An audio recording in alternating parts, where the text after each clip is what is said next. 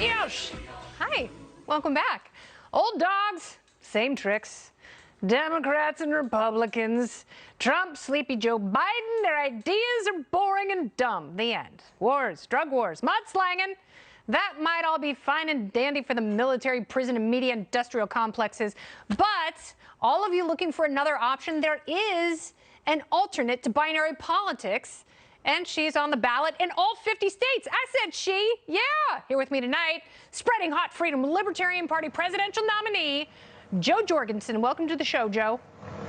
Oh, it's an honor to be on your first show back. Thank you. Oh, thanks so much for being here. So one of the biggest issues I encounter when I talk to people about voting, particularly in this election, is people say, how dare you vote for someone other than Joe Biden because Donald Trump is a racist, and if you don't vote for Joe Biden, you're a racist and you're throwing your vote away. What do you say to people that they're throwing their vote away if they don't vote for someone who's got 40% in the polls? Well, I give a reason to both Trump and Biden voters. And to Biden voters, I say, you know, the Democratic Party I grew up with in the 60s, they were anti-war. They were for the little guy. And also they believed in free speech. And the Democratic Party is nothing like that anymore. They muzzled Tulsi Gabbard, the only anti-war voice out there. And we all know that the Democratic Party machine chose Joe Biden. So what I would tell a voter is, you know, if Joe Biden was your best pick and you like the fact that he's a war hawk and you like what he's doing, great, vote for him. But if you want to send a message to the Democratic Party, hey, let us pick our own people. And by the way, the Democratic Party isn't acting like Democrats anymore.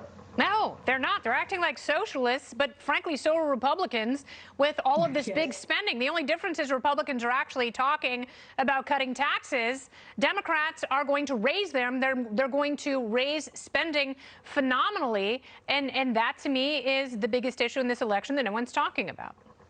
Well, except Trump raised taxes, or I'm sorry, spending phenomenally. He did. I mean, There's Trump no doubt came in and about said, it. hey, I'm an outsider, I'm a businessman, I know how to balance the budget, I'm going to cut the deficit, I'm going to cut spending. Oh, and by the way, I'm going to bring the troops home.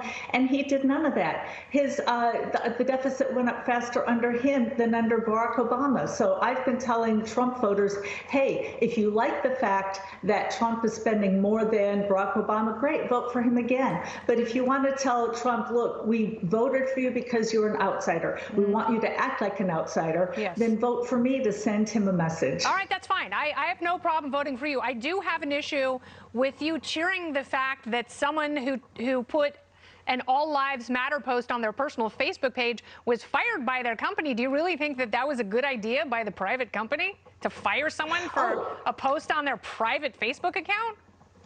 Oh, I hope it didn't sound like I was cheering for it. What I was saying is that's how the free market works. So what I'm saying is that the government has no accountability. The government can discriminate, as they did with Rosa Parks. It was a government-run bus that discriminated against her and told her to sit on the back of the bus, while 60% of the bus ridership were blacks.